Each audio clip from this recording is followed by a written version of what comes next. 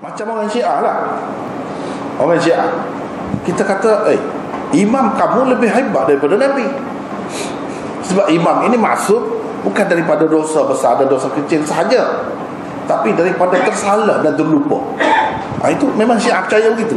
Imam-imam mereka maksud mana terpelihara daripada tersalah dan terlupa, tak terlupa. Sedangkan kalau kita tengok Nabi SAW, ada juga dia terlupa. Ada tersalah dalam perkara dunia, ada salah, ada dia terlupa. Dalam kitab Syiah sendiri pun ada sebut. Kalau kita kebukakan kitab kita, cerita Dzul-Yadain itulah, bila Nabi terlupa kan, dia ingat sudah selesai sembahyang 2 rakaat, dia membangun. Dzul-Yadain kata, ada sembahyang kau sah ke Rasulullah, atau kau lupa? Nabi tanya sahabat kata betul, kata Dzul-Yadain. Dia pun pergi tambah. Mana Nabi terlupa. Kalau kita bawa hadis itu, mereka kata ini rekaan ahli sunnah. Kalau kita kata ini dah hadis ada dalam Bukhari, dalam Muslim, tak kira. Ini ahli sunnah mereka. Ahli sunnah ni mereka hadis. Baik, kita tak pakai hadis kita, hadis dia. Dalam kitab Al-Kafi dan lain-lain ada sebut juga. Tak ada cerita Abu Hurairah pun. Di situ disebutkan Nabi ada terlupa juga sembahyang. Baik, dia nak macam mana?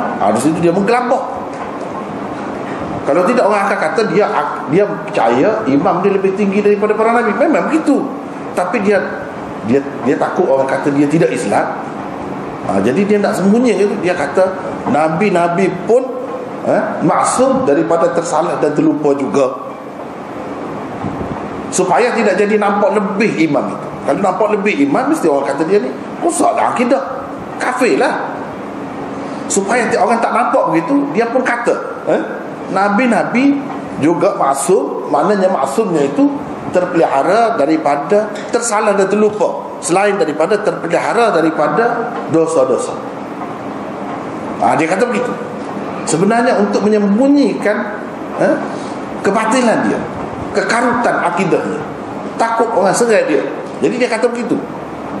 Tapi kita kan yang membawa ajaran yang benar, kita akan tanya pula, macam mana kamu kata Nabi tidak terlupa? Dalam Quran kata terlupa. Walaqad ahidna ila Adam min qablu fanasiya. Kami sudah berjanji dengan Adam dahulu, dia terlupa. Mana Adam itu tidak Nabi. Dia terlupa. Boleh terlupa. Kamu kata Nabi tak boleh terlupa. Tujuan dia kata tak boleh terlupa, dia nak tutup kebatilan dia tu. Tiba-tiba dia terperangkap pula. Bila kita kata dalam Quran ini ada sebut Nabi ni terlupa. Wa ma ansanihu illa syaitan. Tidaklah yang melupakan daku kecuali syaitan. Siapa kata? Yusha' bin Nun. Yusha' bin Nun itu Nabi. Dia terlupa. Dia boleh terlupa. Wadhkur rabbaka idza nasita. Itu Tuhan tunjuk kepada Nabi kita.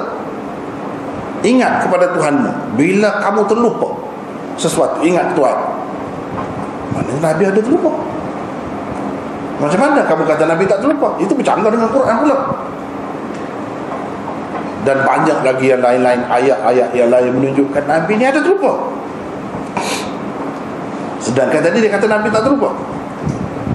Dia akan berbisik sama dia.